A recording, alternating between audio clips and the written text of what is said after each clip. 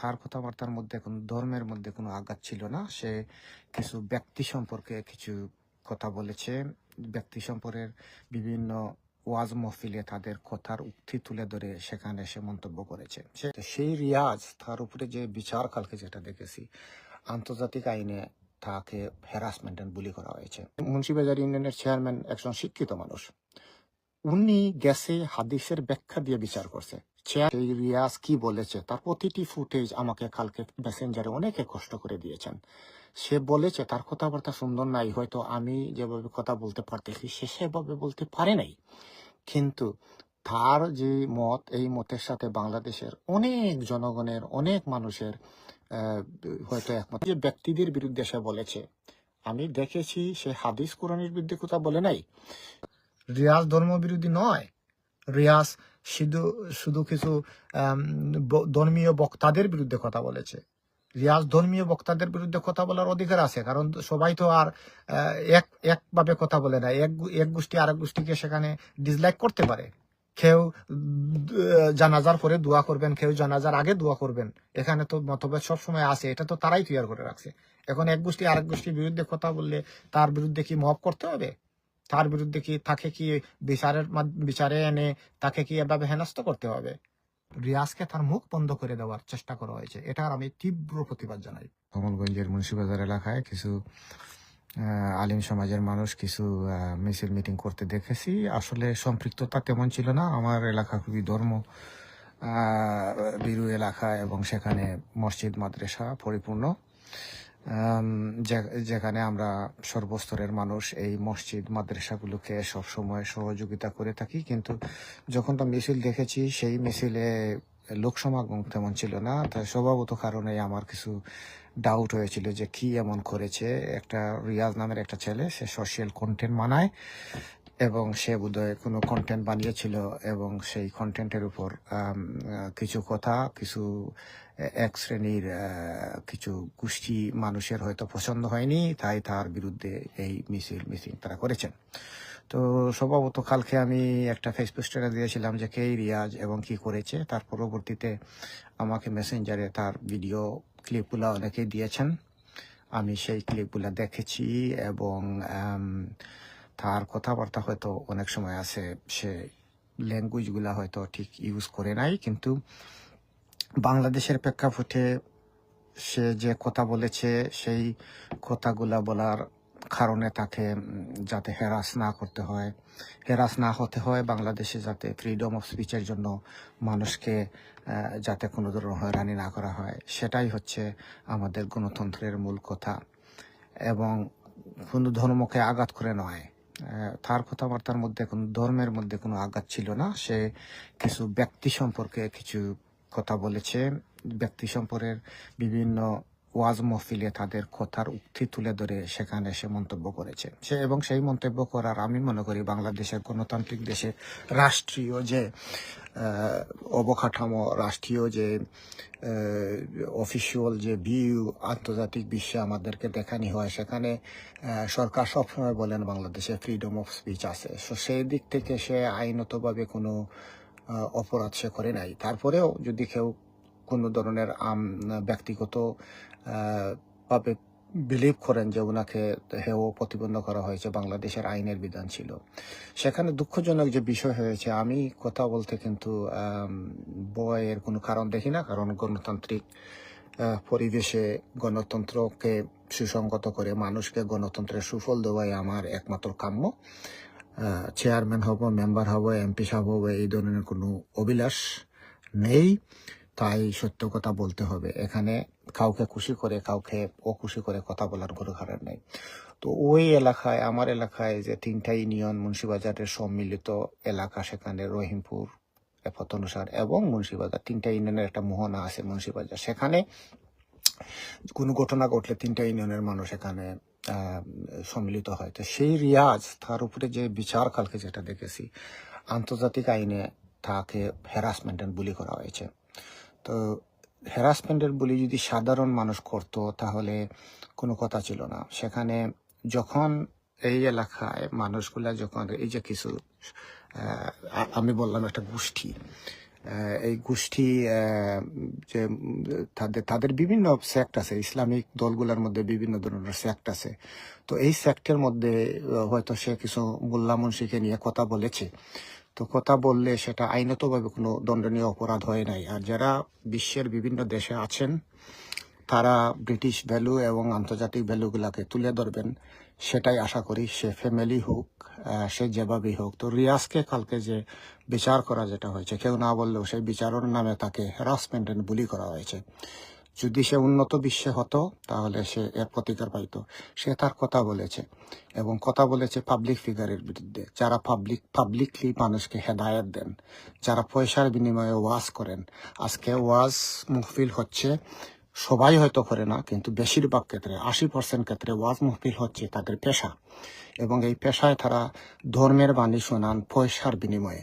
তো পয়সার বিনিময়ে গিয়ে যখন সর্বস্তরের মানুষকে ধর্মের বাণী শোনাবেন, এবং ধর্মের মধ্যে যখন বিভিন্ন ধরনের সেক্ট আছে তারা নিজেই তৈরি করেছেন, তখন এক সেক্ট আরেক সেক্টের বিরুদ্ধে, একটা গ্রুপ আরেকটা গ্রুপের বিরুদ্ধে কথা বলবে। এবং যতক্ষণ পর্যন্ত হাদিস, কোরআন এবং সুন্নাহর বিরুদ্ধে কেউ কোনো ধরনের আঘাত করবে না, ব্যক্তির বিরুদ্ধে করা যায়। ব্যক্তি কি সবার উপরে? ব্যক্তি তো ব্যক্তি মানেই ব্যক্তি। এখন যদি কোনো মোল্লা মুফতি, আপনি যদি সৌদিতে গিয়ে বলেন মৌলানা, বলবে হোয়াট ইজ মৌলানা। আরব দেশে গিয়ে যদি বলেন, তো এখন ইসলামিক স্কলার সে মসজিদ মাদ্রাসায় পড়ে ইসলামিক স্কলার হতে হবে না। কোরআন এবং সুন্নাহর উপর তার যদি বিশদ রিসার্চ থাকে, ডক্টর জাকির নায়েকের কথা বলেন, তারপরে সে কিন্তু বিশ্বে বিতর্কিত। কারণ আমাদের সমাজের কিছু মোল্লা মুন্সি আছেন, তারা বিভিন্ন জায়গায় যেভাবে যান, অন্য ধর্মকে যেভাবে আঘাত করেন, সেটা আন্তর্জাতিক মানদণ্ডে অনেকটা ক্রাইম। আমাদের অনেক এখানে সে আব্বাসী হুজুরকে নিয়েও কিছু কথা বলেছে। আপনারা জানেন আব্বাসী হুজুর লন্ডনে এসেছিলেন এবং ওনাকে কিভাবে লন্ডন থেকে ফেরত যেতে হয়েছে। কারণ ওনারা ওয়াজের মধ্যে গিয়ে বিভিন্ন অন্য সম্প্রদায়ের মানুষকে কটাক্ষ করেন। আপনার ধর্ম ভালো, শ্রেষ্ঠ, আপনার ধর্ম সম্পর্কে মানুষকে উদ্বুদ্ধ করেন, নামাজ পড়ো, রোজা রাখো, যাকাত দাও, ভালো কাজ করো। কিন্তু আপনি অন্য ধর্মকে কটাক্ষ করার অধিকার আন্তর্জাতিক আইনে কাউকে দেয় নাই। আপনি বলতে পারবেন না যে ওই ধর্মটা খারাপ, কোনো ধর্মকে খারাপ বলতে পারবেন না। তো আমরা তো যখন গ্লোবাল বিশ্বে আছি, আমরা এখন দেখুন তেলের দাম মিডল ইস্টে তেলে ওয়ারের কারণে করছে, বাংলাদেশে তেলের হাহাকার হয়ে গেছে। আমরা বিশ্বের সাথে ব্যবসা বাণিজ্য করব, তাহলে আমাদের আন্তর্জাতিক মানদণ্ডের ভিতরে আইন কানুন করে এর ভিতরেই থাকতে হবে। এর বাহিরে গেলে আমরা জঙ্গি রাষ্ট্রে পরিণত হব। আজকে যতই বলেন না কেন, আজকে গণতান্ত্রিক পরিবেশে বাংলাদেশ ফিরেছে, কিন্তু একটা বৃহৎ দলকে রেখে। সেখানে বলা হয়েছিল যে ইসলামিক দলগুলাকে মানুষ বৃহৎভাবে ভোট দিবে, সেখানে জামাতকে ভোটের একবারে জিতিয়ে দেওয়ার চেষ্টা করা হয়েছে। কিন্তু বাংলাদেশের মানুষ এখনো সঠিক রায় দিয়েছে, তারা বিএনপিকে 2/3 ভোটে পাস করিয়েছে। তাহলে এখানে বোঝা যায় যে আমাদের ধর্মীয় যে উগ্রতা, সেই উগ্রতার মধ্যে বাংলাদেশের মানুষের কোনো সায় নাই।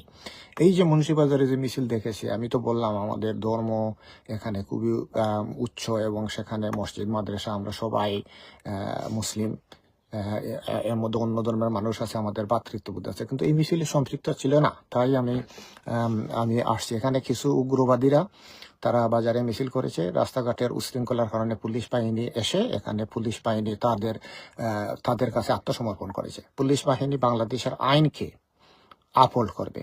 সে যদি বাংলাদেশের কোনো আইনকে ভঙ্গ করে, তাহলে পুলিশ বাহিনী এবং কোর্টের মাধ্যমে প্রতিকার পাওয়ার কথা। তাকে বিচারের মাধ্যমে তার মুখ বন্ধ করার যে প্রচেষ্টা, একজন সাংবাদিক, একজন কন্টেন্ট মেকার সে বানাবে, অত্যন্ত দুঃখজনক। তাকে সমালোচনা করতে হয়।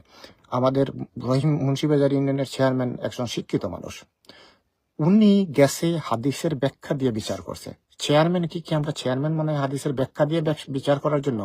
চেয়ারম্যান জনপ্রতিনিধি, চেয়ারম্যান জনগণের ভোটের মাধ্যমে হয়। তার একমাত্র দায়িত্ব হচ্ছে বাংলাদেশের রাষ্ট্রীয় আইনকে সমুন্নত করে তুলে ধরা। বাংলাদেশের রাষ্ট্রীয় আইনে যদি কেউ কোনো দোষ করে, তাকে আইনের ভিতরে নিয়ে আসা। সেখানে ধর্মীয় ভিত্তিতে বিচার করার কোনো মানে নাই। এখন কথা হচ্ছে সেই রিয়াজ কি বলেছে, তার প্রতিটি ফুটেজ আমাকে কালকে মেসেঞ্জারে অনেকে কষ্ট করে দিয়েছেন। সে বলেছে, তার কথাবার্তা সুন্দর নাই, হয়তো আমি যেভাবে কথা বলতে পারতেছি সে সেভাবে বলতে পারে নাই, কিন্তু তার যে মত, এই মতের সাথে বাংলাদেশের অনেক জনগণের, অনেক মানুষের হয়তো একমত আছে। তাকে যদি জাতীয়ভাবে সাপোর্ট দেওয়া যায়, তাকে যদি তার যে বিচার কালকে করা হয়েছে, তাকে যে বুলি করা হয়েছে, এটা যদি আন্তর্জাতিকভাবে তুলে ধরা যায়, এটা যদি বাংলাদেশের মিডিয়াতে নিয়ে আসা যায়, তাহলে যে চেয়ারম্যান, যে পুলিশ, তারা কিন্তু বিপদে পড়ার সম্ভাবনা আছে। হাদিস দিয়ে, ব্যাখ্যা দিয়ে তার মুখ আপনারা বন্ধ করবেন কেন? সে বলেছে, এটা তার বিশ্বাস।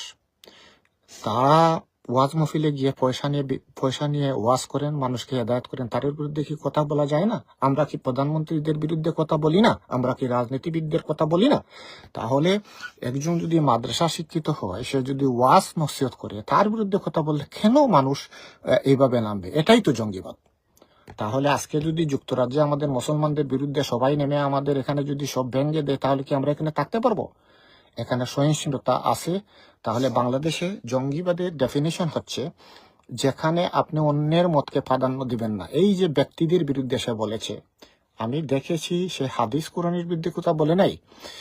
মেয়া সাহেবরা, এই যে মোল্লারা পয়সা নিয়ে বিভিন্ন ওয়াজ মহফিলে, এই যে ভাইরাল মোল্লারা কিছু ওয়াজ করতেছে, আবার কোথাও কোথাও আবার রাজনৈতিক বক্তব্য দিতেছে, তার বিরুদ্ধে সে কথা বলেছে।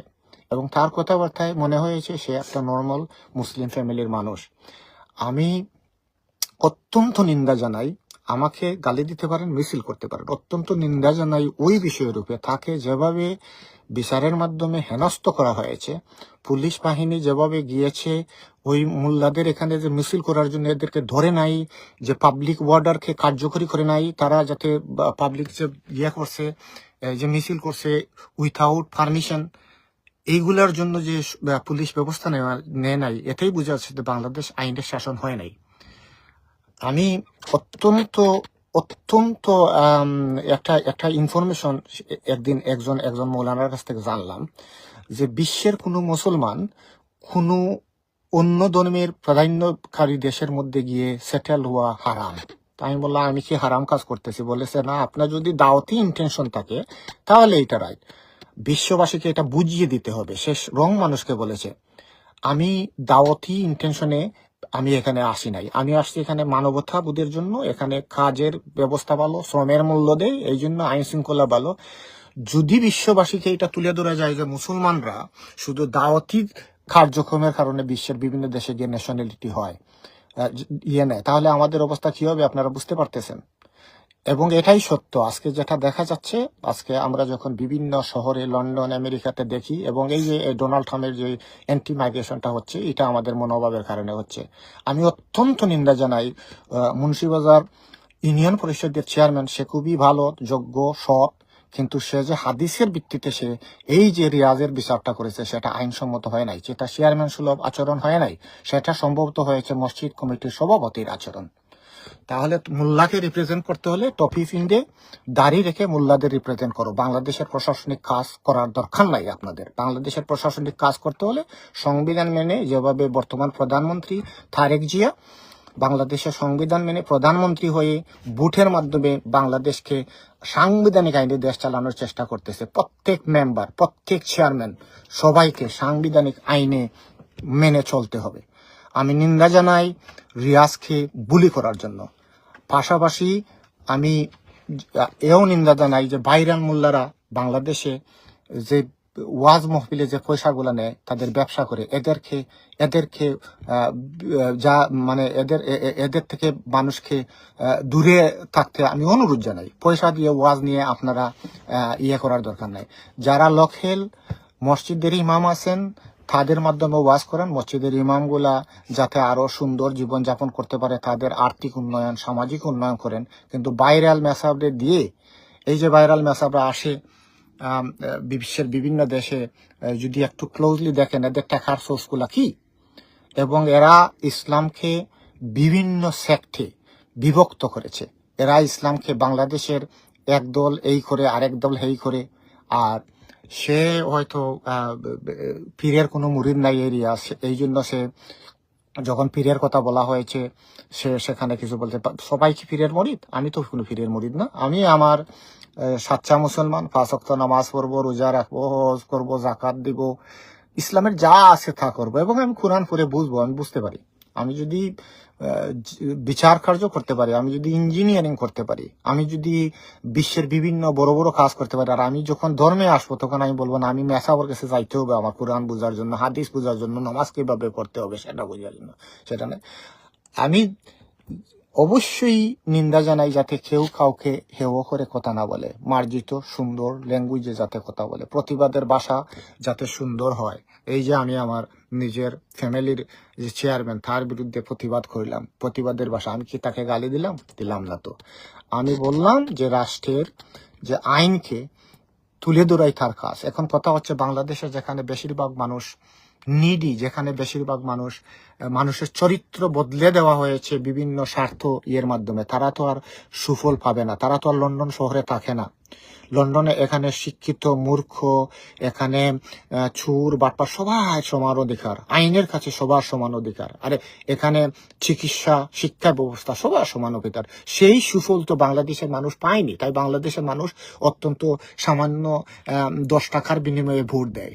সেখানে এক শ্রেণীর মানুষ মিলে যারা 2 কেজি গমের জন্য চেয়ারম্যানের সমর্থন হয়ে যায়। তো এদেরকে দিয়ে তো গণতন্ত্র প্রতিষ্ঠিত করা হবে না। এটা একদিনে হয়নি। আমাদের স্বাধীনতার পরে পরবর্তীতে সকল রাজনৈতিক দলগুলা ব্যর্থ হয়েছে, তাই আজকে আমাদের এই অবস্থা।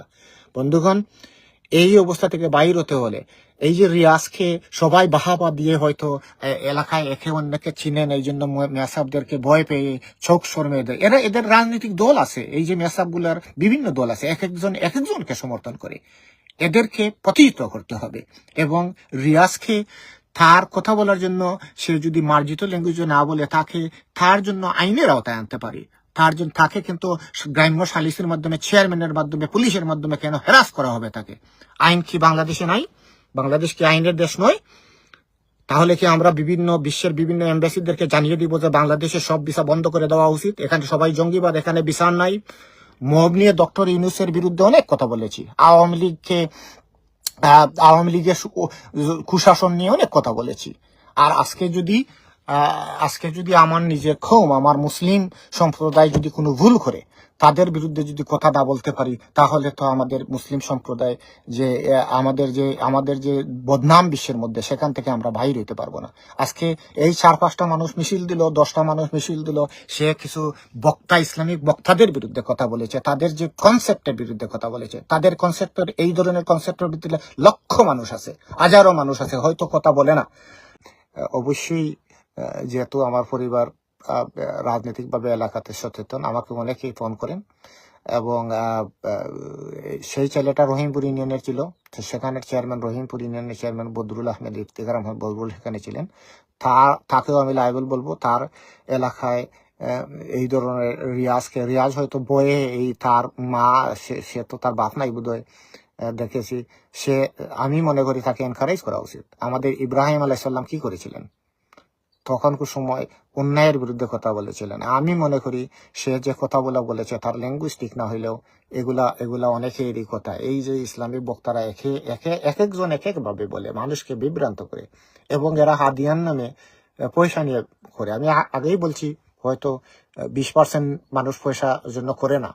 এই জন্য আমাদের প্রতিটি এলাকায়, এবং এরা বিভিন্ন দল করে, কেউ খেলাফত মজলিস করে, কেউ এই করে সেই করে, এবং বিভিন্ন ধরনের দল করে। কেউ হাত পাখা নিয়ে বুট খেলায়, কেউ আবার দাড়িপাল্লা নিয়ে বুট খেলায়।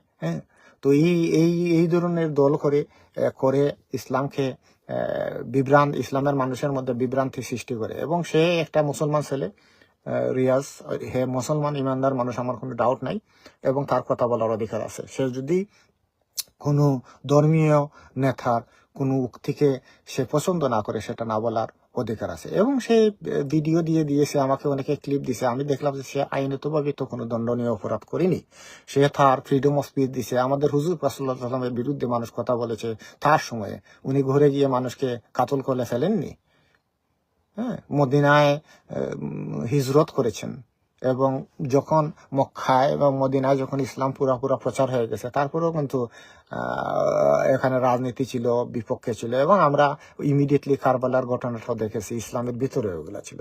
কিন্তু এর জন্য এইভাবে একজনকে তার কথা বন্ধ করে দিতে হবে? তাকে বোঝানো যেত, তাকে এইভাবে মিছিল না করে তাকে বোঝানো যেত, তাকে তার এই ফেসবুকের যে স্ট্যাটাস যেগুলো দিছে ওখানে গিয়ে কমেন্ট করা যেত।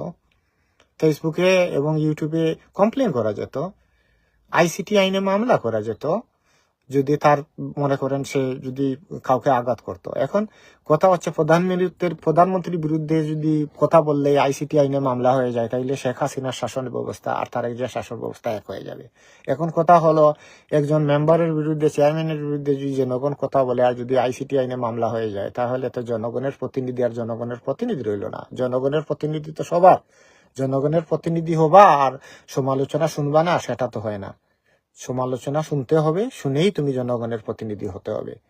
তো বন্ধুগণ, রিয়াজ ছেলেটাকে আমি মনে করি তার মন ভাঙ্গার কোনো কারণ নেই। সে তার হয়তো সামাজিক এবং অর্থগত কারণে হয়তো সে এই সালিশের মাধ্যমে গিয়ে সেখানে তার ভিডিও কন্টেন্ট গুলা জুড়ে মুছানো হয়েছে। এটা আবার ফেসবুকে চলে এসেছে যে তার ভিডিও কন্টেন্ট গুলা মুছাও। তুমি খেয়ে মুছানোর আইন তোমাকে কি এই এটা দিল যে আইন তোমাকে কি এই ধরনের রাইট দেয় যে তুমি একজনের ফেসবুকের ইয়েতে গিয়ে জুড়ে তুমি এখানে মুছাবে? এটা তো উগ্রতা, এটা তো জঙ্গিবাদতা। জঙ্গিবাদ শুধু কি দাঁড়িয়ে আর টুপি রাখলে হয়? জঙ্গিবাদ হচ্ছে আপনার ডিসিশন আরেকজনের উপর জুড়ে ছাপানোর নামই জঙ্গিবাদ। আপনি যদি কোনো কন্টেন্ট খারাপ হয়ে থাকে ফেসবুকে এবং ইউটিউবে দিয়ে তাকে এটা বন্ধ করে দিতে পারতেন। আইসিটি আইনে পুলিশকে গিয়ে বলতেন যে এটা তো ঠিক না, পুলিশ দেখতো যাচাই বাছাই করে। এবং বাংলাদেশের পুলিশও তো হয়েছে, তারা আত্মসমর্পণ করে মহবের কাছে, তারা আত্মসমর্পণ করে ইয়ের কাছে, যে জঙ্গিবাদের কাছে। 2-4 জন এই যে এখানে যদি ছাত্ররা মিছিল করতো, আমার মনে হয় না পুলিশ এইভাবে আইয়া করতো। আর এখানে আমার মনে হয় না যদি আমার মুন্সিবাজার ইউনিয়নের সভাপতি যদি মসজিদ কমিটির সভাপতি না হইতো, তাহলে সেইভাবে ইনভলভ হইতো এখানে। তাহলে সে হয়তো মানুষ হয়তো নিউট্রাল জাস্টিস তার কাছে পাইতো। এই জন্য আমি বলছি বিভিন্ন পদ রাখার দরকার নাই। একজন মানুষ যখন এমপি হয়ে যায় সে এমপি থাকাই উচিত। একজন মানুষ যখন মিনিস্টার হয়ে যায় সে মিনিস্টার থাকা উচিত। সে স্কুল কমিটির ম্যানেজিং কমিটির সভাপতি কেন হবে? সে মসজিদ কমিটির সভাপতি কেন হবে? যখন তুমি অন্য কাজে করতে পারবা না, যখন মনে করো একজন সাধারণ মানুষ, যোগ্যতা সম্পন্ন মানুষ মসজিদ কমিটির সভাপতি হোক, স্কুল ম্যানেজিং কমিটির সভাপতি কাজ করুক, সে কাজ করার সুযোগ পাবে। এখন তুমি সকল পদ নিয়ে বসে থাকলা এবং সকল জায়গায় গেলা, তো মানুষ তো বিচার পাবে না। এখন চেয়ারম্যান সাহেব যদি মসজিদ কমিটির সভাপতি হয়, আবার চেয়ারম্যান সাহেব হয়, তখন মসজিদ কমিটির রং তুলে ধরার জন্য মানুষ সেখানে সুযোগ পাবে না। সবাই ইয়েস স্যার বলবে, যেটা আমাদের রাজনীতিতে দলের প্রধানমন্ত্রী প্রধান এক হয়ে যায়, যার কারণে দলটা এখনো বাংলাদেশের রাজনীতি কুক্ষিগত হয়ে আছে। এখানে আমাদের কাজ করা হচ্ছে। তারেক জিয়া এগ্রি করছেন 2 টার্মের বেশি প্রধানমন্ত্রী থাকবেন না। আস্তে আস্তে এটা হয়ে যাবে। তো এটা মানুষের চিন্তা ভাবনা আমাদের মতো মানুষের কাছ থেকে আসছে। তাই আমি বলবো অত্যন্ত সুন্দরভাবে, আমার যে নাহিদ সে খুবই ভালো মানুষ, সে তার জনপ্রিয়তা আছে এখানে। আমার চাচা ছিলেন নির্বাচিত চেয়ারম্যান, আগে ছিলেন দাদা, সে আছে এখন, এবং তাকে জনগণ বারবার বিনা প্রতিদ্বন্দ্বিতা এখানে ইয়ে করবে। তার অন্য পথে থাকার দরকার নাই। এবং সে যাতে সুষ্ঠু বিচার করে। হাদিস নিয়ে বিচার চেয়ারম্যান অ্যাডমিনিস্ট্রেটিভ পদে যদি সে না থাকতো, আমি সেটা বলতাম না। একজন মেসাব যদি, একজন গাইম্য সালিশ যদি সে হাদিসের ব্যাখ্যা দিয়ে মানুষকে বুঝিয়ে করে, অ্যাডমিনিস্ট্রেটিভ একজন চেয়ারম্যানকে আইনের অনেক ট্রেনিং দেওয়া হয়, তাদের জনপ্রতিনিধিদের অনেক ট্রেনিং দেওয়া হয়, সরকারি কর্মকর্তাদের অনেক ট্রেনিং দেওয়া হয়। তাদেরকে সবকিছু আইনের ভিতরে থেকে করতে হবে। এখন যদি এরা আইনের বাইরে গিয়ে করে, তাহলে তো বাংলাদেশের আইনের শাসন প্রতিষ্ঠা হবে না। যারা যদি কোনো গ্রুপ বা গোষ্ঠী এখানে রিয়াজের ভিডিওর মাধ্যমে কোনো ধরনের দুঃখ হয়ে থাকেন, তারা আইনের প্রতিকার চাইতে পারতেন, তারা আইনের মাধ্যমে করতে পারতেন। এখানে পেশি শক্তির মাধ্যমে তো করার দরকার নাই। এখন আমি একটা কথা বললাম, 50 জন মিছিল দিয়ে দিল, আমি সত্য কথা বললাম। সত্য কথা খুব কম মানুষে বলে, অসত্য মানুষকে বিভ্রান্ত করা খুবই সোজা। এখন যদি আইনের বিভিন্ন পদে যারা বসে আছেন, তারা যদি এই যে হুজুকে চলে এইভাবে কাজ করেন, তাহলে আইনের শাসন প্রতিষ্ঠা হবে না। আমি রিয়াজকে তার ভিডিও কন্টেন্ট কন্টিনিউ করার জন্য অনুরোধ করছি। সে যেন এইভাবে প্রেসারে যেন তার কিছু সে যেন তার অন্যায়ের বিরুদ্ধে প্রতিবাদ করার তার লেখা এবং কথা যেন থেমে যায় না। তার যদি কোনো ধরনের সহযোগিতার দরকার হয়, সে আমেরিকান এম্বাসি অথবা ব্রিটিশ এম্বাসি দিকে রাজনৈতিক আশ্রয় চাইতে পারে। কারণ প্রশাসন যদি তাকে হেনস্থ করে, প্রশাসনিক কর্মকর্তাগণ যদি তাদের হেনস্থ করে, তাহলে যাইতে পারে। সে যদি জঙ্গিবাদের শিকার হয়, সে যদি টার্গেট হয়, তাহলে সে প্রতিকার পাইতে পারে। সে সংবাদ সম্মেলন করতে পারে, বাংলাদেশের প্রেক্ষাপটে যদি সে নিরাপদ না থাকে সে আশ্রয় চাইতে পারে। বাংলাদেশ কি করেছে, স্যাটানিক ভার্সেস লেখরাজের সালমান রুশদির কি করতে পেরেছে, তাসলিমা নাসরিনের কি করতে পেরেছে?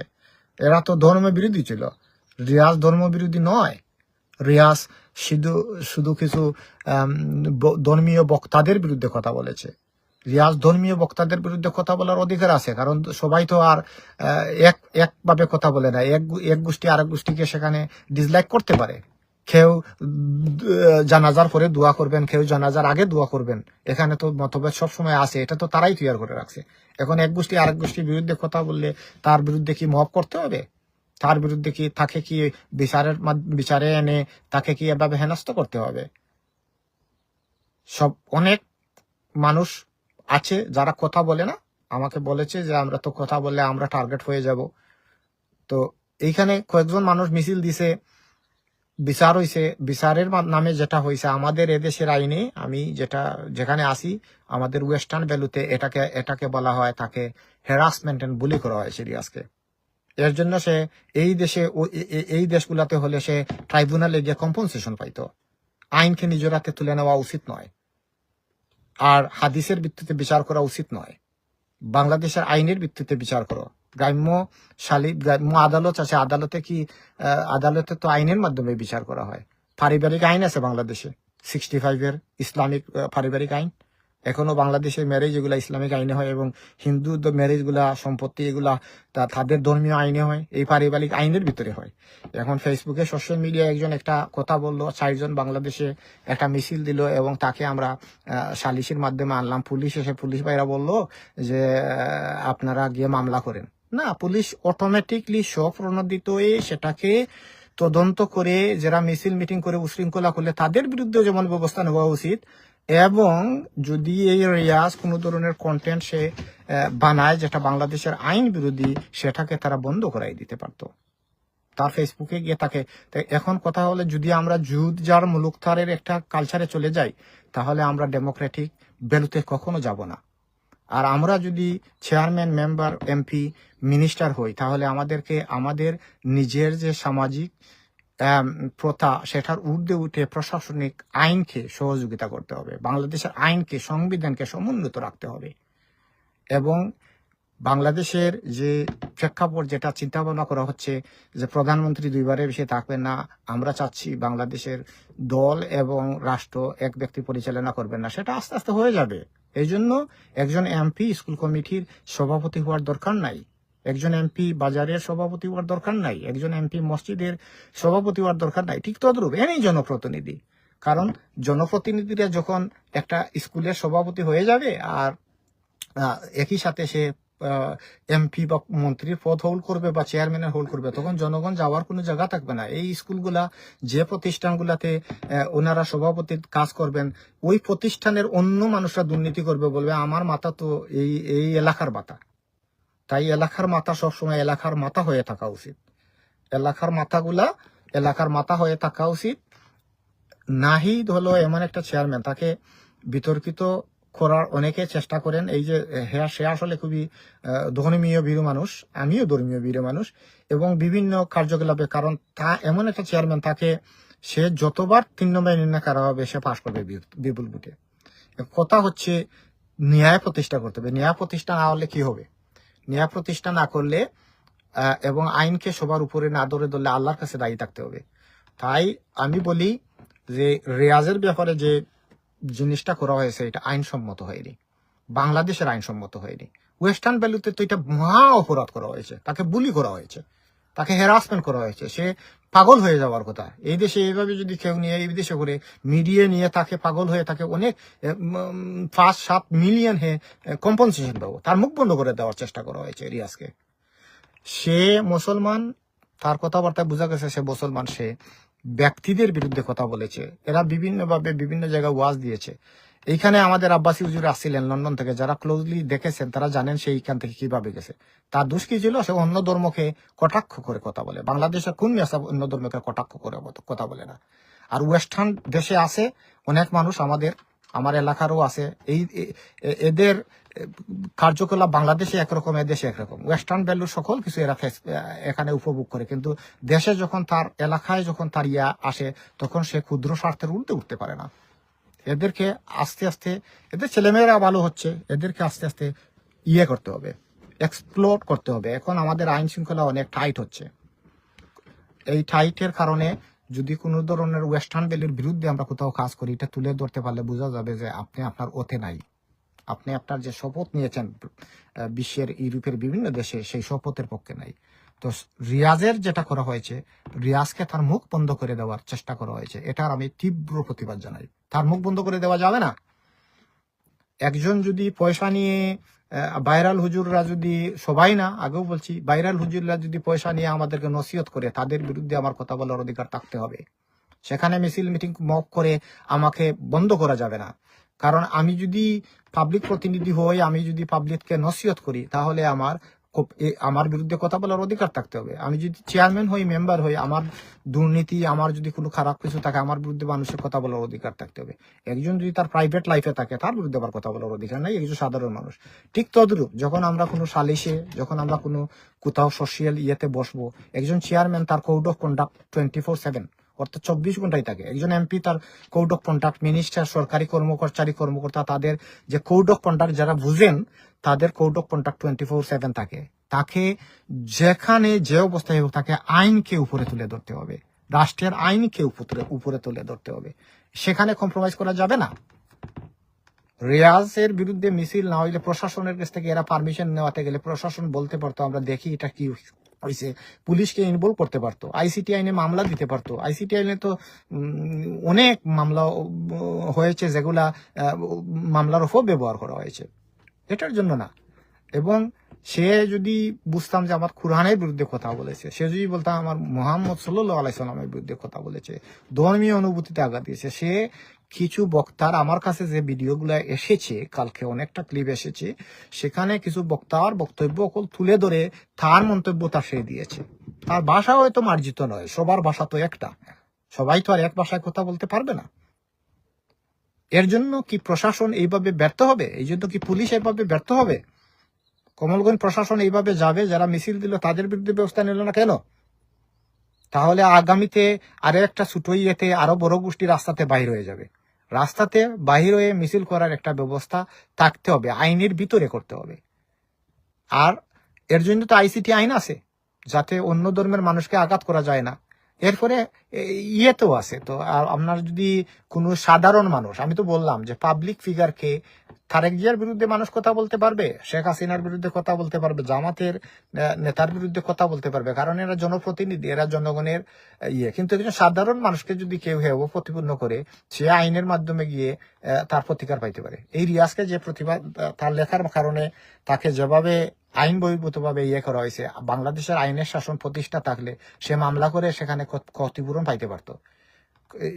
3 নম্বর মুন্সিবাজার ইউনিয়নকে কোর্ট ফাইন করতে পারতো, কারণ আইনকে আপহোল্ড না করে তুলে ধরার জন্য। এটা একটা প্রতিষ্ঠান, ইউনিয়ন পরিষদ একটা প্রতিষ্ঠান, একটা প্রতিষ্ঠান কখনো ভুল করতে পারে না। প্রধানমন্ত্রীর অফিস একটা প্রতিষ্ঠান, এমপি একটা প্রতিষ্ঠান। এই প্রতিষ্ঠানগুলো যদি যখন আইনের বাইরে গিয়ে যদি কোনো কিছু করে, এবং কেউ যদি এতে প্রতিকার, আইনের শাসন থাকলে এটা সবাই এর প্রতিকার পাইতে পারে। আমার এখানে আমার ছোট ছোট ভাইরা শুনতেছেন, হয়তো আমার এই পরিবারের মানুষ, আমরা একই পরিবারের মানুষ, এবং আইনের এখানে যে আইন কিভাবে চলে তারা সেদিকে চিন্তা করতে পারেন। প্রতিষ্ঠানগুলো সবসময় আইনকে আপহোল্ড করতে পারবে। আমি যেটার জন্য আমার মূল যে বক্তব্য আমার এখানে লেখা আছে, আমি টপিক্সে দিয়েছি, আইনের শাসন প্রতিষ্ঠা করতে হবে। আমি যদি আইনের কোনো প্রতিষ্ঠানে থাকি, আমি যদি কোনো উপজেলা চেয়ারম্যান, এমপি চেয়ারম্যান থাকি, আমি যেখানে যাব, আমি আইনকে প্রতিষ্ঠা করব। ভুল কি? ভুল যেটা আইনের চোখে ভুল, শিষ্টাচার যেটা সামাজিক ভাবে যেটা ঠিক না, যেমন আমরা আমাদের কালচারে বড়কে ছোটরা সম্মান করি, সেটা যদি করে না, সেটা আমরা সামাজিকভাবে বসে দেখব। সেখানে আমরা আমাদের চেয়ারম্যান মেম্বার তো নেওয়ার দরকার নাই, প্রতিষ্ঠান কিন্তু ইনভলভ করার দরকার নাই। এই জন্য তো আমাদের মসজিদ কমিটি সেপারেট থাকা উচিত, এই জন্য আমাদের স্কুল কমিটি সেপারেট থাকা উচিত, জিয়াউর রহমান একটা গ্রাম্য আদালত করেছিলেন, যেটা ইউনিয়ন পরিষদে আছে, কোর্টে যাওয়ার আগে এগুলা চলে। এগুলো বাংলাদেশের খুব সুন্দর সুন্দর ব্যবস্থাগুলো আছে, কিন্তু আইনকে উপরে রাখতে হবে। আমার ব্যক্তিগত চিন্তাধারায় সামাজিকভাবে নিয়ে আমি একটা প্রতিষ্ঠানকে প্রশ্নের সম্মুখীন ফেলতে পারি না। আজকে যদি বিবিসি সিএনএ যদি এই মেসেজটা হয় রিয়াজের, এটা যদি তোলা যায়, জানেন মিডিয়া কি করতে পারে? সিএনএন বিবিসি বলা যায় যে সেইভাবে লেখছে লোকাল প্রশাসন এই পুলিশ করছে, কি হবে বাংলাদেশের এই অবস্থা, এই জায়গার কি হবে? আমরা তো করবো না, করতে চাইলে কিন্তু পারা যায়। সো এখন মনে করেন এই রিয়াজকে একজন ভালো মানুষ ধরলো, আমি তো আমার এলাকার ব্যাপারে আমি করি না। এখন যদি তাকে বিবিসি সিএনএন এর মাধ্যমে লিঙ্ক করে দেওয়া হয়, আর ওই যে তার ভিডিও ফুটেজ গুলা দেওয়া হয়েছে যেভাবে করা হয়, এটা কি হবে? যারা এদেশে আছেন চিন্তা করেন, থিঙ্ক। এই জন্য ভিডিওটা লাইভে চলে আসলাম। তো যাই হোক, বাংলাদেশের মানুষ, আপনারা আইনকে সবার উপরে তুলে ধরুন। জনপ্রতিনিধিগণ যারা আছেন তারা জনপ্রতিনিধি হয়েছেন, আপনারা অন্যান্য প্রতিষ্ঠান হয়েছেন, আপনাদের প্রতিষ্ঠানগুলোতে স্বচ্ছতা জবাবদিহিতার ব্যবস্থা করুন। কারণ আপনাদের প্রতিষ্ঠানগুলোতে আপনারা একই জায়গায় ইলেকটেড পোস্ট এবং বিভিন্ন সামাজিক সংগঠনের পদ ধরে রাখলে মানুষ যাবার জায়গা থাকবে না। কারণ এবং এখানে অন্যান্য যারা আছে কমিটি, তারাও দুর্নীতি করার সুযোগ পাবে। আল্লাহর মানে নবী এনকারেজ করেছেন যে লেনদেনের ব্যাপারে স্বচ্ছতা থাকতে হবে। এই যে আমাদের কমিটিগুলা স্বচ্ছতা থাকতে হবে। সেই দিন আমি দেখলাম ওয়াজ মহিলে আমার ছোট ভাই রুমেল তার যে আয় ব্যয়ের যে হিসাব দিছে, আমি খুবই খুশি হয়েছি। মাদ্রাসার যে আয় ব্যয়ের হিসাবটা দিয়েছে, খুবই খুশি হয়েছি। এইভাবে প্রকাশ্যে দেওয়া উচিত এবং আমার মনে হয় আমার এলাকায় দেওয়া হয়। এই জন্য আমি সহযোগিতা করি সেখানে সবসময়, কারণ জবাবদিহিতা আছে এখানে, কোনো ডাউট নাই যে এরা এগুলা কাজ করে। কিন্তু এইটাকে আরো ভালোভাবে মনিটর করতে পারতো আমার ভাই নাহিদ, যদি সে চেয়ারম্যান থাকতো এবং এখানে গিয়ে 5 ওয়াক্ত নামাজ পড়তো, কমিটিকে আরো জবাবদিহিতার মধ্যে রাখতে পারতো, সাধারণ মানুষের সম্পৃক্ততা আরো বাড়তো তার, এবং তারা আরো ভোট বাড়তো। আমি দোয়া করি তারা আরো ভালো হোক। এবং সবার তো আর সব, এই যে আমি জিনিসটা দেখাইলাম যে রিয়াজকে যেটা করা হয়েছে, এটা আন্তর্জাতিক মিডিয়ায় একটা নিউজ হতে পারে। কারণ সে সোশ্যাল মিডিয়ায় গিয়ে কিছু মৌলানা, আমি তো বললাম মৌলানা যদি বলেন সৌদি আরবে বলবো হোয়াট ইজ মৌলানা। এই যে ইসলামিক স্কলার, এটা ইউনিভার্সিটিতে পড়েও হওয়া যায়, হাদিস কুরআন পড়ে হওয়া যায়। এখন এই যে এক শ্রেণীর যে বিভিন্ন খেলাফত মজলিস, বিভিন্ন পলিটিকের নামে যারা আছে, এদের বিভিন্ন সেক্টের মৌলানাদের বিভিন্ন ওয়াজের, আব্বাসী হুজুর আর এই যে আদার হুজুর, এরা এক হুজুর তো আরেক হুজুরের সাথে মিল নেই। তো বিভিন্ন ওয়াজের ক্লিপ ধরেছে, তুলে ধরে তার কিছু মন্তব্য করেছে। হয়তো সে তার নিজস্ব যতটুকু জ্ঞান গর্ব আছে সেই ভাষায় বলেছে, এবং সেটা তার অধিকার থেকে আমরা তাকে বঞ্চিত করতে পারি না প্রশাসনিকভাবে। কেউ যদি ব্যক্তিগতভাবে এই মেসাবগুরা হুজুররা যদি তারা অসন্তুষ্ট হইতেন, তারা গিয়ে মামলা দিতেন, তারা গিয়ে করতেন। এখানে পাবলিকের কি? তাহলে দেখা গেল এই পাবলিকরা হচ্ছে এদের এজেন্ট, এরাই এদেরকে ভাইরাল মোল্লা বানায়, এরাই এদেরকে হাদিয়া নামে কোটি কোটি টাকার মালিক বানায়। এদের থেকে আমাদের বাহির হওয়ার তৌফিক আল্লাহ দান করুন। আমরা সবাই ভালো থাকি, সবাই নামাজ পড়বেন, দোয়া করবেন আমার জন্য, এবং আমরা বাংলাদেশকে যাহাতে আমার মতো আমাদের এই যে ছোট ছোট ভাই আইন আমাদের এই যুগের মানুষের বিশ্বের বিভিন্ন দেশে না যেতে হয়, আমরা যেহেতু বাংলাদেশকে এমন একটা স্বনির্ভর দেশ, আইনের দেশ হিসেবে পরিণত করতে পারি, যেখানে আমরা এই দেশে থেকে, ইউরোপে থেকে আমরা যেভাবে বিচার পাই, আমাদের মানুষ আমরা যেভাবে চলতে পারি, বাংলাদেশের মানুষ সেইভাবে চলতে পারে। বাংলাদেশের এমন একটা অবস্থা, ধনী গরিবের মধ্যে এমন একটা বৈষম্য, যেখানে মানুষকে আর মানুষ মনে করা হয় না। হিন্দু ভাইরা বাংলাদেশে নিরাপদ নাই, বৌদ্ধ ভাইরা বাংলাদেশে নিরাপদ নাই। ধর্মের নামে, ওয়াজের নামে বিভিন্ন ধর্মের বিরুদ্ধে বিষোদ্গার করা হয়। এটা আন্তর্জাতিকভাবে একটা অপরাধমূলক কাজ। আপনি অন্য ধর্মকে গালি দিতে পারবেন না। আপনার ধর্ম উদ্বুদ্ধ করুন, নামাজ পড়ুন, ভালো পড়ুন। এই যে আপনার নামাজে যা বলেন তা কার্যকরী করেন। আড়াইতে আল্লাজি ইউজিবুদ্দিন ফাজালিক আল্লাজি ইয়াদুল ইয়াতিম, এতিমও করলে সহযোগিতা করেন, কথাগুলা করবেন, বুঝবেন, করবেন।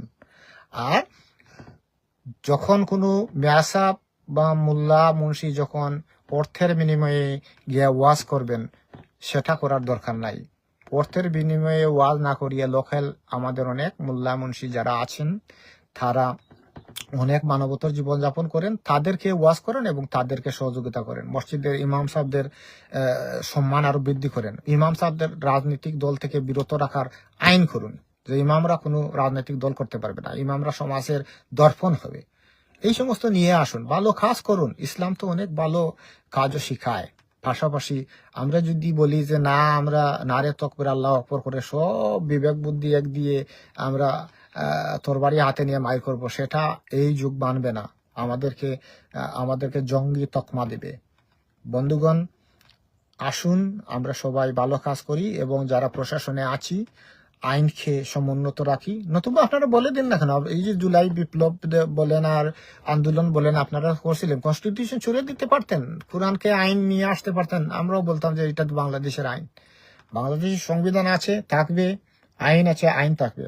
যদি এভাবে করতেন হয়তো আমরা যাইতাম গিয়া বুট নিয়ে, ওই যে ইরানে যেভাবে করতেছি এভাবে হয়তো বাংলাদেশে হইতো। তো বাংলাদেশে কনস্টিটিউশন আছে, কনস্টিটিউশনটা আমাদের একটা ডিফেন্স। আমরা বিশ্বকে বলতে পারি বাংলাদেশ গণতান্ত্রিক দেশ, কিন্তু আমাদের চেয়ারম্যান সাহেবরা, এমপি সাহেবরা যেন শরিয়ার মাধ্যমে এবং কোরআনের তো অবশ্যই আমাদের জীবন বিধান মানি, কিন্তু হাদিসের ব্যাখ্যা দিয়ে বিচার করে মানুষের জন্য মুখ বন্ধ না করা হয়, সেই দিকে আমাদের খেয়াল রাখতে হবে। আর আমরা ব্যক্তির সমালোচনা করার সাথে যেন রাস্তায় নেমে না আসি। যে একজন ব্যক্তি, আমি একজন চেয়ারম্যানের বিরুদ্ধে কথা বলবো, রাস্তায় মানুষ নামবে কেন? কারণ চেয়ারম্যান তো হয়েছেই, তার বিরুদ্ধে কথা না মানলে তো সে জবাবদিহিতা করতে পারবে না। আর এখন তো রহিমপুর ইউনিয়নের চেয়ারম্যানও তো মুক্ত জামিনে, তাহলে তার ইউনিয়নে উনি বসে না কেন? এটা তো চাইলে এই যে গ্রাম্য আদালতের মাধ্যমে শেষ করা যাইতে পারতো, আদালত বসিয়ে করা যাইতে পারতো। এখানে আইনের ব্যর্থ হয়েছে কিনা ব্যাখ্যা করা যেতে পারতো। মেম্বারদেরকে কেন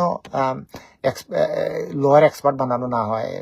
মেম্বাররা যখন গ্রাম্য আদালত বসে সেখানে পক্ষে বিপক্ষে কথা বলবে আইনের ভিত্তিতে। আইনের বাড়া কিছু করার নাই। চেয়ারম্যান কি আইনের বাড়া হয়েছে? শপথ কি আইনের ভিতরে নেয় নাই? মেম্বার, চেয়ারম্যান এরা কিন্তু আইনের ভিতরে। আমরা সবাই আইনের ভিতরে থেকে যারা দায়িত্ববান তারা যদি কাজ করি তাহলে সমাজে শান্তি আর শান্তি। আর সবাই ভালো থাকবেন। আমাকে যারা ফুটেজ গুলা দিয়েছেন ধন্যবাদ। কেউ কেউ ফুটেজ দিয়েছেন মেসাবদের পক্ষে, আবার কেউ কেউ দিয়েছেন বিপক্ষে। আমি কোনো পক্ষ না, আমি রিয়াজের পক্ষেও না, বিপক্ষেও না। আমি কথা হচ্ছে আমি ফ্রিডম অফ স্পিচের পক্ষে, ফ্রিডম অফ স্পিচ, মানুষের কথা বলার অধিকারের পক্ষে। সেই কথা বলা যেন এমন ভাবে না হয় যেন অন্যকে ব্যক্তিগতভাবে আক্রমণ করা হয়। সেই কথা বলা যেন ইনস্টিটিউশনকে ঠিক করার জন্য হয়। সেই কথা বলা যেন কোনো পাবলিক বডিদেরকে তাদের যে প্ল্যাটফর্ম থেকে কথা বলতেছেন সেই প্ল্যাটফর্মকে কথা বলার জন্য হয়। ব্যক্তি হিসাবে আমাদের যে আমি যে বললাম, হয়তো অনেকে এখানে ব্যক্তি হিসাবে অনেক ভালো, কিন্তু প্রশাসনিকভাবে তারা কতটুকু দক্ষ না দক্ষ। এখন কথা হচ্ছে বাংলাদেশের মানুষ তো যে সুন্দর করে কথা বলতে পারে তাকে ভোট দেয়। কথা এইভাবে ভোট দিলে তো বাংলাদেশের আর্থসামাজিক উন্নয়ন হবে না। তুমি একজন ব্যবসায়ী যদি হও আর তুমি ব্যবসাতে যদি সফল হও, তাহলে তুমি একজন উপজেলা চেয়ারম্যান হলে তুমি কেন সফল হবে না? তুমি যদি একজন ব্যবসায়ী হও আর তুমি যদি ব্যবসাতে সফল হও, তাহলে তুমি এমপি হলে তোমার কেন সফল হবে না? তুমি সফল হবে যখন তোমার এলাকার কর্মসংস্থান বাড়বে, তোমার এলাকার যখন আর্থসামাজিক উন্নয়ন ঘটবে, রাস্তাঘাটের উন্নয়ন ঘটবে, মানুষ সুবিচার পাবে, ন্যায় পাবে, ঘুষ দুর্নীতি বন্ধ হয়ে যাবে, তাহলে তো সফল। এখন একজন চেয়ারম্যান যদি হয়, সে যদি তার ব্যবসাতে সময় দেয়, তাহলে সেই ইউনিয়নকে তো, জনগণকে তো প্রতিশ্রুতি দিয়েছে, সে জনগণকেও সময় দিবে। তাহলে সেখানে কেন ব্যবসা বান্ধব পরিবেশ হবে না? একজন চেয়ারম্যান চাইলে বহুত কিছু করতে পারে। তার নিজস্ব বাজেট আছে, যে বাজেট টিএনও সাহেবরা বলে দেয় না কিভাবে করতে হবে। টিএনও সাহেবরা তোমাকে বলে দিবে বাজেট, তুমি যদি কাজে লাগাও তাহলে তুমি কিসের চেয়ারম্যান? তাহলে তুমি কিসের জনপ্রতিনিধি? যদি একজন চেয়ারম্যান, উপজেলা চেয়ারম্যান যদি অ্যাডমিনিস্ট্রেশন, যে সরকারি এক্সিকিউটিভদের কথায় যদি চলে, তাহলে সে কিসের জনপ্রতি? এক্সিকিউটিভরা তোমার কথায় চলবে। পরিষদ বসিয়ে আইনের ভিত্তিতে তুমি সকল কিছু করবে। আইনের ভিত্তিতে করোনা দেখেই তো তোমাকে প্রশাসন সরি ঘুরানোর সুযোগ পায়। আইনের ভিতরে চলো না, আইন জানো না বলেই তো তোমাকে ওসিরা কন্ট্রোল করে। ওসির উপরে তো চেয়ারম্যান গুলা।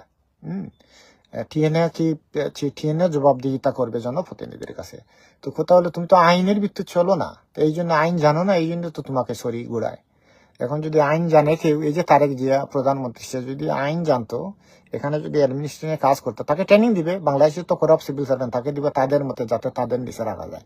এবং সে যদি আইন জানতো, সাইফুর রহমান ছিলেন খুবই দক্ষ মানুষ, অর্থনীতি বুঝতেন, তার প্রশাসনে তার জন্য কাঁপতো, তার যে সেক্রেটারিয়েট আছে কাঁপতো। এর তো জানোরা মানুষ তোমাকে হতে হবে। এখন তুমি যদি জানো আর আইনকে প্রয়োগ করো, তাহলে তোমাকে প্রশাসন সরি ঘুরে পাবে না। যা বলছিলাম, তুমি যদি ব্যবসায়ী সফল হও, তোমার ইউনিয়ন কেন হবে না? ইউনিয়নের বাজেটের মাধ্যমে রিসাইকেল ব্যবস্থা করা যায়, এখানে কর্মসংস্থান ব্যবস্থা করা যায়, রাস্তাঘাটকে পরিষ্কার করা যায়, বিন দিয়ে বিড কালেক্ট করা যায়। ইউনিয়নে নিজস্ব ব্যবস্থার মাধ্যমে, আপনারা এদেশে দেখছেন না, কাউন্সিলরা ফাইন করে না, ইউনিয়নে চাইলে এইভাবে আইন করে, লোকাল আইন বাংলাদেশেও আছে, করে রাস্তাঘাটকে যে যেগুলা আছে এই রাজস্ব বাড়ানো যায়, ফাইনের ব্যবস্থা করা যায়, গাড়ি পার্কিং এর ব্যবস্থা করা যায়, ইউনিয়নের এনফোর্সমেন্ট অফিসার নিয়োগ করা যায়, এবং তার আয়ের জন্য কিছু ব্যবসা করতে পারে চাইলে ইউনিয়নের অনেক কিছু করার আছে ইউনিয়নের।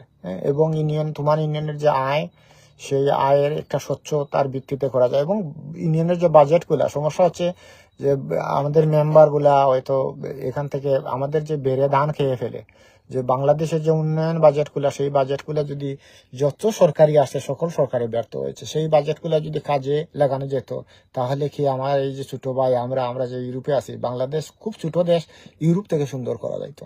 এবং আইন শৃঙ্খলা বাহিনী যদি সঠিকভাবে কাজ করতো, তাহলে কোথাও কোনো চুরি ডাকাতি হইতো না। এই যে সেদিন দেখলাম যে একটা ছেলে চুরি করছে আমাদের নানটুর দোকান, আমার বন্ধু মানুষ, বাজারে সিসিটিভি আছে, সেটা এখানে যদি আইন শৃঙ্খলা বাহিনী ঠিক থাকতো, তাহলে চুরিটা হতো না। এখন কথা হলো, আমরা আইন শৃঙ্খলা কি ঠিক করতে পারবো? বাংলাদেশে যে ওই যে যুবকগুলা যে নষ্ট হয়ে যায়, এই যুবকগুলা কেন নষ্ট হয়? যুবকগুলা নষ্ট হয় কারণ তার কাজ থাকে না, খাওয়ার পয়সা থাকে না, সে সামসামি করতে হয়। আমরা যদি প্রতিটা যুবককে তার একটা কাজের ব্যবস্থা করে দিতে পারতাম, তাদের বসার ব্যবস্থা করে দিতে পারতাম, তাহলে এই যে ইবল ব্রেনগুলা যুবকদের কাজ করতো না। বাংলাদেশ অনেক ঘনবসতিপূর্ণ দেশ, কাজটা কঠিন কিন্তু করা অসম্ভব নয়। ডক্টর ইউনূস ফেল করেছেন, এই সরকারও ফেল করবেন। এইভাবে চলতেই থাকবে বাংলাদেশ, যতক্ষণ না পর্যন্ত হয়তো বাংলাদেশের হয়তো গণতান্ত্রিক যে কাঠামো ব্যবস্থা কিছু পরিবর্তন আনতে হবে। এবং বাংলাদেশের যে মেইন জিনিস যেটা হচ্ছে অ্যাডমিনিস্ট্রেশনের দুর্নীতি, যদি সরকারের কর্মকর্তাগণ ঠিক হয়ে যেত, তাহলে এই দুর্নীতি হতো না। আজকে যে চেয়ারম্যান যে তাকে বিচার সালিশ করতেছে, পুলিশ যদি তার কাজ ঠিক মতো করতো, এই যে মিছিলের সময় এদেরকে বাধা দিত এবং ফেসবুকের অভিযোগ নিয়ে যদি তারা তদন্ত করতো, তাহলে তো এই গ্রাম্য সালিশের মাধ্যমে হাদিসের ব্যাখ্যা দিয়ে বিচার করতে হতো না। বন্ধুগণ, অনেক কিছু বললাম, আমাকে অনেকে গালি দিবার ইচ্ছা হইতে পারে, গঠনমূলক সমালোচনা করবেন, আমি নিতে পারি। এবং আপনাদের যারা ভিডিও আমাকে দিয়েছেন ধন্যবাদ, যারা আমাকে পক্ষে বলেছেন, আমি আপনাদেরকে নিরাশ করতে চাই না। আসলে রিয়াজের ল্যাঙ্গুয়েজে আরো কিছু সে একটু কেয়ারফুল হতে হবে, কিন্তু তার মুখের কথা বলা, লেখার কথা বলা, তুলে দেওয়া বন্ধ করা যাবে না। মানুষকে এই সমাজের দর্পণ বেশি বেশি করে তৈরি করতে হবে, যাতে দুর্নীতিবাদ, বাংলাদেশ দুর্নীতির রন্ধ্রে রন্ধ্রে পৌঁছে গেছে, প্রতিটি রন্ধ্রে রন্ধ্রে। আমি আমার নিজেকেই ভালোবাসি না বাংলাদেশে গেলে। আপনারা কি মনে করেন আমি বাংলাদেশে কেন যাই না? আমি চাইলে যাইতে পারি, এভরি 3 মাস 5 দিন 7 দিনের জন্য যাইতে পারি, আমার টাকা পয়সারও কিন্তু অভাব নাই ইনশাল্লাহ। কিন্তু যাই না কেন জানেন? বাংলাদেশকে আমি যখনই যাই, বিশ্বের বিভিন্ন দেশে আমি যাই, আমি প্রতি বছর 3-4টা দেশে যাই, কিন্তু বাংলাদেশকে যেন, আমার নিজের দেশকে যেন কেন একটা অনিরাপদ দেশ মনে হয়। হয়তো আমি বাংলাদেশের কালচার জানি, হয়তো দেখি, এই জন্য হয়তো অনিরাপদ হয়, কিন্তু না, তারপরেও দেখছি কথাবার্তায় অন্য দেশে গেলে যে সম্মান পাওয়া যায়, বাংলাদেশে গেলে সেটা পাওয়া যায় না। যে হয়তো আমার বাংলাদেশের রক্তটাই আমার, আমার আমার হয়তো চামড়াটা আমার, কিন্তু ওখানে সাদা চামড়া গেলে হয়তো তারা সালাম দিত। ঠিক আছে? তো যাই হোক, তারপরেও আমি বলবো যে বিশ্বে বাংলাদেশের অ্যাডভোকেট হিসাবে আছি। আমি বাংলাদেশকে সব সময় সুন্দরভাবে বিশ্বে তুলে ধরি। বাংলাদেশের যে কর্মসংস্থান ইউরোপে হচ্ছে, সেটা চলমান থাকুক, কিন্তু আমাদের এমন কার্যকলাপ যাতে না হয়। অনেকটা বদনাম হয়ে গেছে বাংলাদেশের, যাতে এগুলা বন্ধ হয়ে যায়। আর আমরা যারা ইউরোপে এবং ইউকেতে বিভিন্ন দেশে আছি, আমরা যেন রোল মডেল হই, আমাদের দেখে যেন অন্যরা বলতে না পারে যে আমরা ট্রাবল মেকার। এখন এমন একটা সন্ধিক্ষণে যাচ্ছি, আমিই নিরাপদ না। আমি যদি এমন বাংলাদেশে হয়তো গেলাম, আসতে পারলাম না, দেখবো আমার পাসপোর্ট বাতিল হয়ে গেছে, এই ধরনের ল হলো নিয়ে আসছে। কারণ এটা খুবই একটা খারাপ ব্যাপার। যদিও কিছু করার নাই, কারণ এগুলা হচ্ছে আমাদের সোসাইটিতে। বিভিন্ন ধরনের মানুষগুলো অনেক কিছু করতেছে, যার জন্য যে ডোনাল্ড ট্রাম্প মার্কা ইয়ে আসতেছে। আমাদের এখানে যদি নাইজার ফেরাজের দল আসে, আমি তো খুবই শঙ্কিত, আমাদের অনেক মানুষের প্রবলেম হবে। তাই আমরা সবাইকে আমাদের আমাদের দেশকে ঠিক করি, আসলে আমাদের দেশকে ঠিক করতে পারলে আর বাংলাদেশের মোল্লামনসি এখানে নিয়ে আসার দরকার নাই। এরা যদি এদেরকে মনিটর করা যায়, তো এরা 99% হইল কি ইউরোপিয়ান আইন এবং ইউকে আইনে এরা অপরাধী, কারণ এরা অন্য ধর্মকে ছোট করে দেখে, এটাই তাদের দোষ। তোমার ধর্মকে বারবার বলছি তুলে ধরবা, নামাজ পড়ো। আমাকে এখানে এই যে আমি এখানে আসি পুরা 100% শ্বেতাঙ্গর জায়গায়, আমার নামাজ পড়তে তো কেউ আমাকে বাধা দেয় নাই। মসজিদ নাই, হালাল নাই, ইনভিজিটেবল কাটছি, ঘর থেকে খানি নিয়ে আসছি, আমি ঘরের মধ্যেও আছি, এটা আমার একটা ঘর, টেম্পোরারি ঘর। তো এইটা এইভাবেই চলতে হবে। আর আমি আমার ভাই, ছোট ভাই নাহিদকে খুবই ভালোবাসি, তাকে বলবো তুমি আরো ইয়ে করো, মানে জনবান্ধব, তোমার জনবান্ধবতা আছে, তুমি গ্রামে মানে যখন কোনো কিছু করবা ভাই, আইনকে সমুন্নত করবা, আইনের ভিত্তিতে করবা। এখন বিশ্ব এমন এক পর্যায়ে গেছে, ডাইমেনশনে গেছে, ছোট জিনিস বড় হয়ে যায়। যখন তুমি একটা পদে থাকবা, তখন যদি তুমি কোনো ধরনের ব্লান্ডার করো, তাহলে কোনো মিডিয়া পেয়ে গেলে এটাকে তিলকে থাল বানিয়ে দিবে। এবং দেখো, আমি যদি অন্য অন্য জায়গার অন্য কালচারের হতাম, তা আমার কাছে এটা কিন্তু অনেক বড় ব্যাপার, কারণ আমি একজন প্রশাসনিক ব্যক্তি হয়ে কেন আমি হাদিসের ভিত্তিতে বিচার করব, আমি আইনের ভিত্তিতে বিচার করব, আইনের কাছে তুলে দেবো। আমার কথা হলো, আমরা তো সবাইকে আইনে দিলে মানুষ আমাদেরকে লাইক করবে না, সেটাও ব্যাপার। এই জন্য সকল কিছুতে আমার ইনভলভ হওয়ার দরকার নাই। আমি যখন প্রশাসনিক কাজে থাকবো, ইউনিয়ন পরিষদে বসে বিচার করব, গ্রাম্য সালিশে যাব, আইনের ভিত্তিতে করবো, যেটা পারবো না আইনকে সফর করে দেবো। এখন আমি যদি বলি যে হাদিসের বিরুদ্ধে ব্যাখ্যা করলে, এখন তো হিন্দুরা আর ভয়ে কথা বলবে না, হিন্দুদেরও কথা বলার তার অধিকার আছে। আমরা যদি অন্য ধর্মকে ছোট করে দেখি, তাহলে হিন্দুদেরকেও তাদেরকেও অন্য ধর্মের মানুষও আমাদের ধর্মের বিরুদ্ধে কথা বলার অধিকার দিতে হবে। এটাই বাংলাদেশ। বাংলাদেশ সকল ধর্ম, সকল বর্ণের, সকল মানুষের। এটাই বাংলাদেশ। 1% হোক। যারা আমাকে সালাম দিয়েছেন, ওয়ালাইকুম সালাম, আসসালামু আলাইকুম মামা, আছেন, আমি ভালো আছি, সবাই আমার জন্য দোয়া করবেন।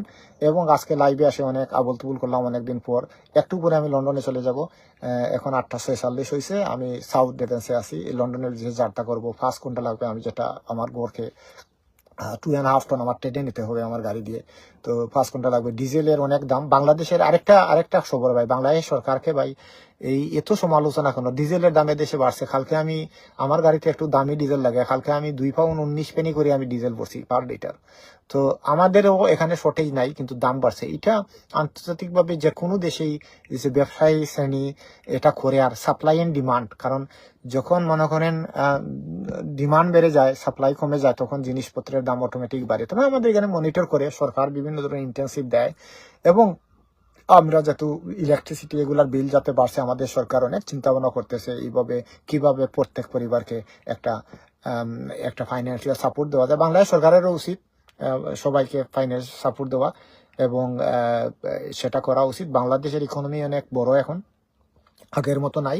তাই বাংলাদেশ সরকারকে তেলের পেট্রোলের দাম বাড়তেছে, পাশাপাশি যদি সরকার কিছু উদ্যোগ নিত, যে এই পরিবারগুলোকে কিভাবে সহযোগিতা করা যায়, যারা যারা যারা জীবিকা নির্বাহ করে তাদের গাড়ি চালানোর মাধ্যমে, যাতে জীবনযাত্রার মানটা ব্যাহত না হয়, মানুষের ভাড়া যাতে না বাড়ে। এখন তো বাংলাদেশে যেভাবে হচ্ছে, আগে থেকে ট্রান্সপোর্টেশন কস্ট বেড়ে যাবে। তো যাই হোক, আপনারা ভালো থাকেন। আমাকে কেউ গালি দিবার ইচ্ছা হলে গালি দিতে পারেন মার্জিত ভাষায়, মেসেঞ্জারে মেসেজ দিবেন কেউ। এবং কারো যদি আমি কোনো ধরনের আমার কথায় দুঃখ পেয়ে থাকেন, আমি বিচার সালিশের মাধ্যমে না, আমি এইখানে লাইভই আপনাদের কাছে ক্ষমা চেয়ে নিলাম।